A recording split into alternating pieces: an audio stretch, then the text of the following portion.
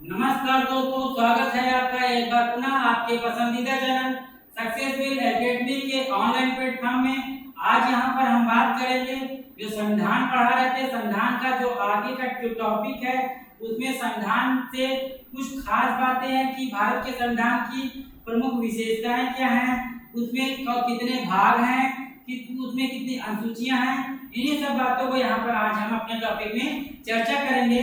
तो यहाँ पर जैसा लिखा हुआ है संविधान, तो इसी के बारे में यहाँ पर हम चर्चा करेंगे।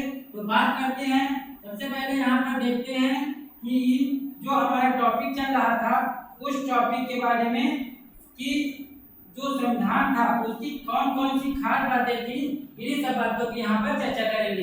बात करते हैं संविधान की प्रमुख विशेषताएं। तो संविधान की प्रमुख विशेषताएं क्या क्या हैं, तो देखिएगा सब भारतीय संविधान की जो सबसे प्रमुख विशेषता ये है कि ये जो भारत का संविधान है, ये कैसा संविधान है, विश्व का सबसे विशाल संविधान है। यानी कि भारत का संविधान सबसे बड़ा संविधान है। इसमें आप देखेंगे तो यहाँ पर आप कि सबसे विशाल संविधान है। सबसे विशाल कहने का मतलब देखेंगे यहाँ पर 395 अनुच्छेद हैं, 22 भाग हैं, इस तरीके से 12 अनुसूचियां हैं। तो इसलिए भारत का संविधान कैसा है, विश्व का सबसे बड़ा संविधान है, विशाल संविधान है। पहली विशेषता ये है। दूसरी विशेषता ये है कि विश्व का सबसे बड़ा लिखित संविधान है। लिखित संविधान कहने का मतलब भारत का संविधान मौखिक नहीं है बल्कि लिखित संविधान है, ये दूसरी विशेषता है। और तीसरी बात ये है कि यहाँ पर भारत के संविधान की कैसी विशेषता है, तो संसदीय व्यवस्था, यानी भारत में कैसी सरकार चलती है, संसदीय। संसद के कितने अंग होते हैं, तो यहाँ पर देखेंगे संसद के 3 अंग होते हैं। और सदन कितने पूछा जाए तो 2 सदन होते हैं। अगर हम यहाँ पर की सदन की बात करते हैं तो आप देखेंगे सदन आपके 2 होते हैं। एक होता है आपका लोकसभा और दूसरा होता है आपका कौन सा, तो राज्यसभा। कौन सा होता है, राज्यसभा। तो यहाँ लेकिन अगर सदन की बात करते हैं तो यहाँ पर लोकसभा और राज्यसभा 2 सदन होते हैं।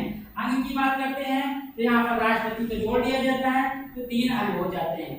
आगे बात करते हैं, यहाँ पर भारतीय संविधान की अगली विशेषता क्या है, यहाँ पर नम्यता लिखा हुआ है। नम्यता, ये नम्यता है, सभ्यता नहीं, यहाँ पर नम्यता है। तो नम्यता एवं कठोरता का क्या है, मिश्रण है। यानी भारतीय संविधान के कुछ ऐसे भाग हैं, कुछ ऐसे आर्टिकल हैं जिसमें आसानी से सुधार किया जा सकता है, लेकिन कुछ आर्टिकल, कुछ ऐसे भाग हैं जिसमें आसानी से सुधार नहीं किया जा सकता है। ना भारत का संविधान बहुत लचीला है और ना ही बहुत कठोर है, बल्कि दोनों का क्या है, मिश्रित रूप है। इसलिए इसको नम्यता और अनम्यता का मिश्रण कहा गया है। आगे देखिएगा भारत का संविधान क्या विशेषता है कि मूल अधिकारों की व्यवस्था।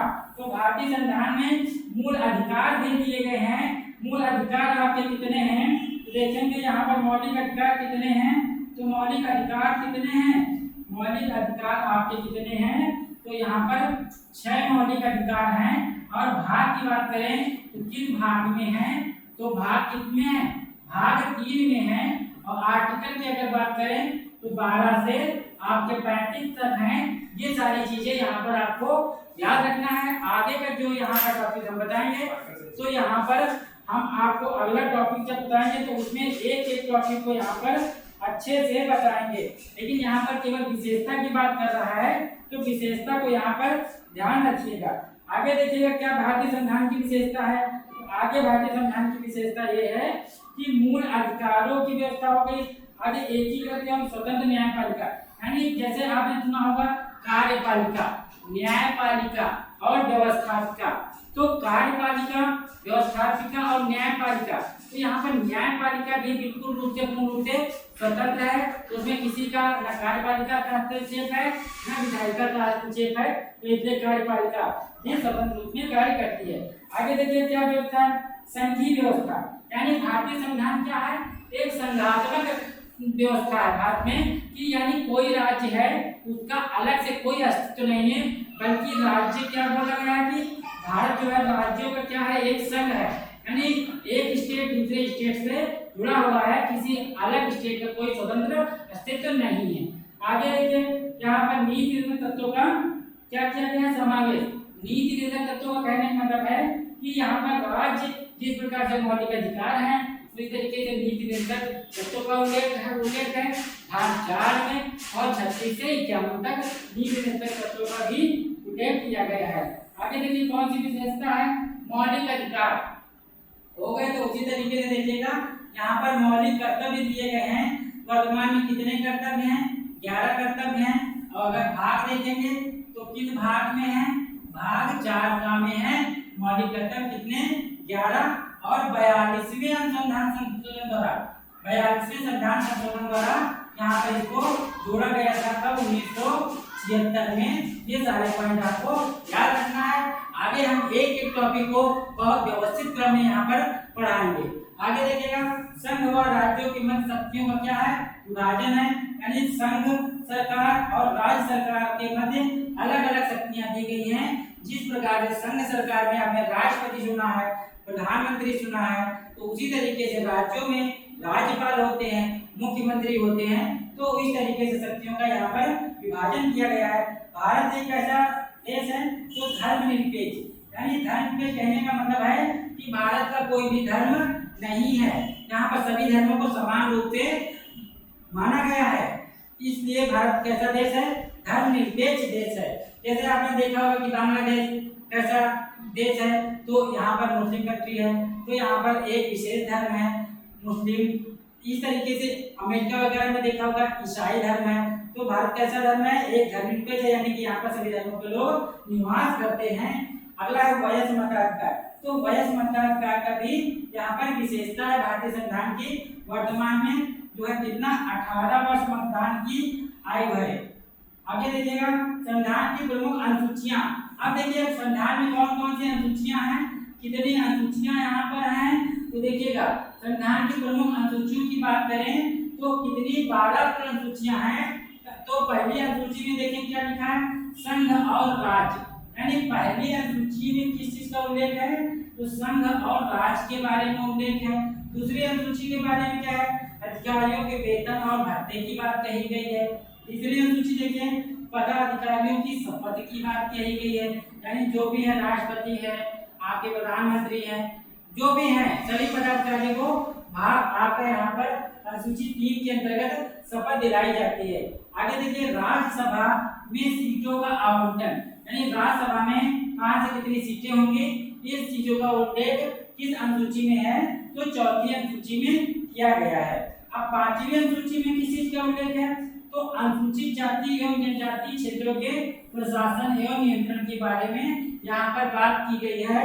कौन सी अनुसूची में तो 5वीं अनुसूची में। अब यहाँ पर आपका जो भी एग्जाम लगे हुए हैं चाहे पीसीएस प्री हो चाहे आपका यहाँ पर बीएड एंट्रेंस हो या आपका लेखपाल जो भी एग्जाम लगे हुए हैं उनसे आप जो है इस टॉपिक को अच्छे से पहले पढ़िए। फिर यहाँ पर हम आपको प्रैक्टिस करा देंगे तो वो चीजें जल्दी आसानी से याद हो जाएंगी। आगे देखिए 6ठी अनुसूची में क्या दिया गया है तो 6ठी अनुसूची में क्या है असम मेघालय त्रिपुरा मिजोरम के प्रशासन की बात कही गई है किस अनुसूची में तो 6ठी अनुसूची में। अब 7वीं अनुसूची में क्या है तो 7वीं अनुसूची में संघ सूची में 100 विषय हैं, यानी कि मूल संविधान में 97 विषय थे और वर्तमान में कितने विषय हैं तो 100 विषय हैं जिसपे केंद्र सरकार क्या कर सकती है नियम कानून बना सकती है। इसी तरीके से उसमें यहाँ पर संघ सूची राज्य सूची और स्ववर्ती 3 सूचियां दी गई हैं जिसमें तो 7वीं अनुसूची याद रखिएगा बहुत इंपॉर्टेंट है बहुत बार पूछी गई है। राज्य सूची में कितने 61 विषय हैं, पहले 66 विषय थे। वर्तमान में संवर्ती सूची में कितने हैं 47 विषय हैं। यानी संवर्ती सूची इसमें राज्य सरकार और केंद्र सरकार दोनों मिलकर नियम कानून बनाती है। तो ये हो गए आपकी 3 प्रकार की सूचियां। आगे देखिएगा यहाँ पर अब 8वीं अनुसूची है तो 8वीं अनुसूची में क्या लिखा हुआ है 8वीं अनुसूची देखेंगे यहाँ पर भाग 8वीं अनुसूची में भाषा संबंधी उल्लेख है और 22 भाषाओं का उल्लेख है। मूल संविधान में कितनी भाषाएं थी 14 भाषाएं थी और 21वें संविधान संशोधन द्वारा जो 1967 में था सिंधी भाषा को जोड़ा गया। आगे फिर 71वां संविधान संशोधन हुआ 1992 में तो कोंकणी नेपाली और मणिपुरी ये 3 भाषाओं को जोड़ा गया। बाद में आगे जब यहाँ पर 92वां संविधान संशोधन हुआ 2003 में तो संथाली, डोगरी, मैथिली और बोडो को यहाँ पर आपके अनुसूची में यहाँ पर 8वीं अनुसूची में जोड़ा गया। और वर्तमान में कुल कितनी भाषाएं हो गई? 8 आपकी कितनी 22 भाषाएं हो गई जो 8वीं अनुसूची में उल्लेखित हैं। आगे देखिए यहाँ पर 9वीं अनुसूची में क्या है? भूमि सुधार पहले संविधान संशोधन के द्वारा 1951 में जोड़ी गई, यानी कि प्रथम संविधान संशोधन जब 1951 में हुआ तो 9वीं अनुसूची जोड़ी गई और उसमें भूमि सुधार नियम बनाए गए। आगे 10वीं अनुसूची में क्या है?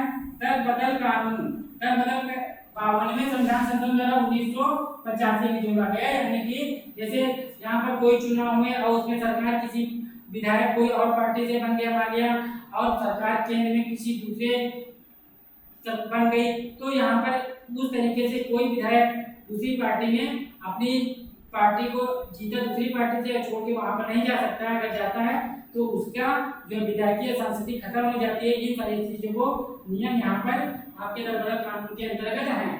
अब देखिएगा पंचायतों का तो 73वें संविधान संशोधन 1992 में जो है आपकी कौन सी 11वीं अनुसूची जोड़ी गई, जिसमें पंचायती राज के बारे में, व्यवस्था के बारे में बताया गया है। आगे 12वीं अनुसूची जिसमें नगर पालिका के बारे में उल्लेख है, ये 74वें संविधान संशोधन द्वारा 1992 में जोड़ा गया। तो यहाँ पर ये सारी चीजें आप व्यवस्थित तरीके से पढ़िए। आगे इसकी पीडीएफ हम आपको टेलीग्राम चैनल में दे देंगे।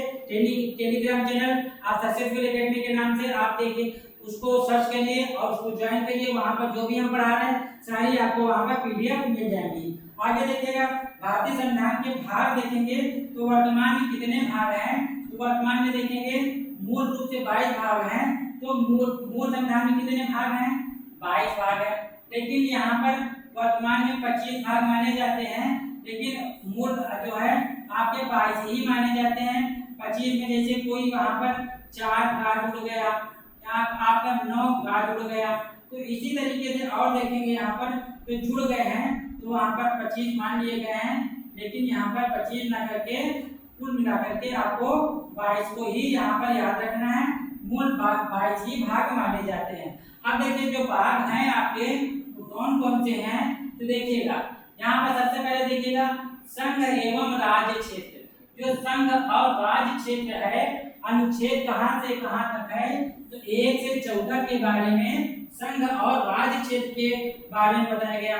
भाग 1 में संघ और राज्य आर्टिकल आप देखेंगे, आर्टिकल कहाँ तक है? तो 1 से 4 तक। आर्टिकल 1 में कहा गया है 28 राज्य और 8 केंद्र शासित वर्तमान में है। 2 में कुछ नियम बताए गए, कुछ 3 में बताए गए। तो इस तरीके से इसको हम आगे भाग 1 के बारे में व्यवस्थित रूप से बताएंगे और राज्यों का किस प्रकार से गठन हुआ ये सारी चर्चा करेंगे। भाग 2 में क्या है? नागरिकता के बारे में बताया गया है। जो अनुच्छेद कहाँ से है? 5 से 11 तक नागरिकता के बारे में बताया गया है, जो कहाँ से? ब्रिटेन के संविधान से लिया गया है। आगे देखिए मूल अधिकारों का उल्लेख कहाँ है? तो अनुच्छेद आपके 12 से 35 तक क्या है? आपका मूल अधिकारों का उल्लेख है यहाँ पर। और 4 भाग में क्या है? तो नीति निर्देशक तत्वों का उल्लेख है, जिसका उल्लेख कहाँ 36 से 51 तक है। यहाँ पर क्या? नीति निर्देशक तत्वों का। ये सारे आपको एक एक लाइन में याद कर लेना है, क्योंकि यहाँ से एक कोई ना कोई क्वेश्चन हर एग्जाम में पूछा जाता है। तो सारी परीक्षाओं को ध्यान में रखते हुए यहाँ पर इसको याद रखना है। आगे देखिए 4 क्रम में क्या है? मूल कर्तव्य है और अनुच्छेद देखेंगे 51 का है। आगे देखिए संघ की सरकार के बारे में भाग 5 में उल्लेखित किया गया है और अनुच्छेद कौन सा है? तो 52 से 151 तक है। तो संघ की सरकार में आप यहाँ पर राष्ट्रपति, प्रधानमंत्री, संसद, सारी चीजें यहाँ पर व्यवस्थित तरीके से यहाँ पर पढ़ेंगे। अब जब भाग 5 पढ़ लेंगे तो 6 पढ़ेंगे, तो 6 में देखेंगे वही चीजें उल्लेखित की गई हैं। राज्य स्टेट के बारे में बताया गया कि प्रधान, मुख्यमंत्री, राज्यपाल, विधान परिषद, तो ये सारी चीजें यहाँ पर आपको पढ़ना पड़ेगा। भाग आपके इसमें तो भाग यहाँ पर 6 में। आगे देखिएगा यहाँ पर ये भाग 7 आपका इतने समय नहीं है, ये हट गया है। आगे देखिए 8 में क्या? संघ और राज्य के बारे में अनुच्छेद 239 से 242 तक है। और 9 में अभी हमने बताया पंचायतों का उल्लेख है, जो 243 से 243 तक है। इस तरीके से एक एक लाइन में सारी चीजें यहाँ पर आपको याद कर लेना है। और आपका देखिए 11 में क्या उल्लेखित है, तो यहाँ 9 का भी, 9 का देखिए नगर पालिकाएं हैं, नगर पालिकाओं का उल्लेख अनुच्छेद किसमें 243 से 243 जहाँ तक है। ये सारी नगर पालिका कैसे, किस संविधान संशोधन द्वारा, ये सारी चीजें हम आगे आपको हर एक उसमें टॉपिक में अलग से यहाँ पर टॉपिक को पढ़ाएंगे। आगे देखिए यहाँ पर SC/ST के बारे में उल्लेख 10 में किया गया है आपका, तो ये अनुच्छेद कौन सा है 244 से 244 कहाँ तक है। आगे देखिएगा, इसको याद रखिएगा, संघ एवं राज्यों के बीच संबंध के बारे में अनुच्छेद 245 से 263 के बीच बताया गया है, कुछ 45 में है, कुछ 46 में है। तो ये सारे आपको आर्टिकल, आपको भाग, किस भाग में क्या कहा गया है, ये बहुत इंपॉर्टेंट है, इसको एक लाइन में आपको याद कर लेना है। आगे देखिए वित्त और संपत्ति के बारे में किसमें कहा गया है, तो अनुच्छेद 264 से आपके 300 तक है। तो यहाँ पर भाग देखेंगे, भाग कौन सा है 12 है। 13 में भारत के राज्य क्षेत्र के भीतर व्यापार और वाणिज्य के बारे में अनुच्छेद 301 से 360 में बताया गया है। 301 जरूर याद रखिएगा, 300 का याद रखिएगा, ये संपत्ति के बारे में इसमें कहा गया है और इसमें व्यापार के बारे में कहा गया है। सीधा सीधा क्वेश्चन आता है यहाँ पर। और आपका देखिएगा यहाँ पर 14 नंबर में क्या, संघ एवं राज्यों के अधीन जो सेवाएं हैं, लोक सेवा और आपका राज्य सेवाएं हैं, 308 से 323 के मध्य जो भी सेवाएं हैं यहाँ पर आपका आर्टिकल में दिए गए हैं। आगे देखिए निर्वाचन संबंधी बहुत इंपॉर्टेंट है आपका 15 में क्या है, निर्वाचन है। और आर्टिकल देखेंगे 324 से 329 एक निर्वाचन के बारे में बात कही गई है। इस आर्टिकल को भी यहाँ पर आप लोगों को याद रखना है। आगे देखिएगा यहाँ पर 15-16 में देखिएगा, 16 में क्या है, कुछ वर्गों के लिए विशेष उपबंध किए गए हैं।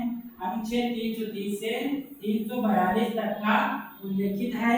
अगला देखिए राजभाषा का उल्लेख यहाँ पर 17 में है, तो राजभाषा का उल्लेख वाला ये भी 343 से 351, ये भी इम्पोर्टेंट है, आपको इसको यहाँ पर याद रख लेना है। सीधा सीधा पूछा जाता है कि राजभाषा का उल्लेख किस अनुच्छेद में है, तो 343 से 351 तक। और अगर भाग पूछे तो भाग किसमें है, 17 में। अब देखिए 18 में क्या दिया गया हुआ है, तो 18 में आपात उपबंध के बारे में बताया गया। आपात उपबंध यानी आपातकाल के समय जो राष्ट्रपति को जो पावर दी गई है, राष्ट्रपति को ही जो है आपातकाल घोषित करने के आपका शक्तियां दी गई हैं, जिसका उल्लेख किस में है, तो 300 यहाँ पर 52 से लेकर के 360 तक, यानी कि यहाँ पर 3 प्रकार की 352, 356 और 3 प्रकार की यहाँ पर आपातकाल की शक्तियां दी गई हैं आपके 18 के तक। ये भी आपको याद रखना है, क्वेश्चन दिया गया है, इसमें कुछ खास नहीं है। और आगे देखिए संविधान संशोधन बहुत बार पूछा गया है, किस भाग में है और किस आर्टिकल में, तो भाग देखेंगे यहाँ पर 20 और आपका देखेंगे उसमें भाग, तो भाग आपका 20 है। अनुच्छेद देखेंगे 368 के बारे में, 68 में बताया गया, 368 में। 21 में देखिए विशेष उपबंध अस्थायी संशोधन कार्य प्रावधान किए गए 369 से 392 में। और संक्षिप्त नाम यानी राज्यों के संक्षिप्त नाम हिंदी में पाठ, ये सब चीजें आपके यहाँ पर किसमें 22 में दी गई हैं। इस तरीके से यहाँ पर ये सारी चीजें हमने आपको सही रूप में बता दिया है।